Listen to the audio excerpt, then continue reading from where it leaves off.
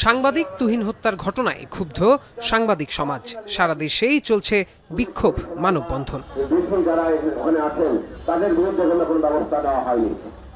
গাজীপুরে সাংবাদিক হত্যার বিচার ও সারা দেশে সাংবাদিকদের নিরাপত্তা সহ 4 দফা দাবিতে মানববন্ধন ও বিক্ষোভ সমাবেশ করেছে রাজশাহী বিশ্ববিদ্যালয়ে কর্মরত সাংবাদিকরা। তাদের দাবির সাথে সংহতি প্রকাশ করে নগরীর টেলিভিশন সাংবাদিকেরাও মানববন্ধনে অংশগ্রহণ করেন।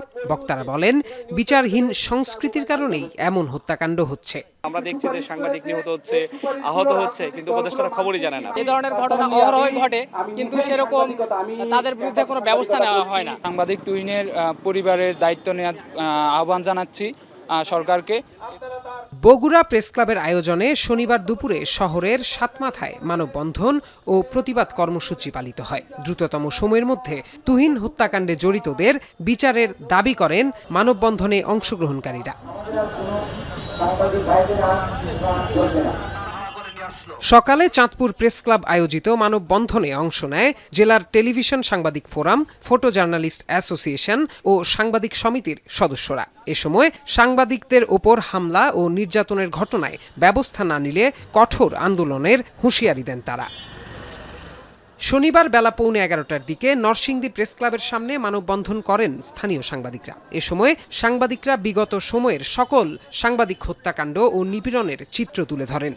আমি স্বাধীনভাবে সাংবাদিকতা করব, আমি নিশ্চিন্তে ঘুমাবো, নিশ্চিন্তে আমি আমার কাজটা করব, বিনিময়ে রাষ্ট্র আমাকে নিরাপত্তা দিবে, কিন্তু আমার সেই নিরাপত্তা কোথায়?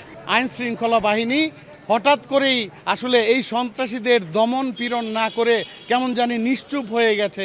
আমাদের সাংবাদিকদের তাহলে নিরাপত্তা কোথায়? কুষ্টিয়ায় মানববন্ধনে অংশগ্রহণকারীরা তুহিন হত্যাকাণ্ডের সাথে জড়িতদের শাস্তির পাশাপাশি সরকারকে তার পরিবারের পাশে দাঁড়ানোর আহ্বান জানান। আগামীতে সাংবাদিকরা যেন নির্ভয়ে কাজ করতে পারে সেই পরিবেশ নিশ্চিতের দাবিও জানানো হয়।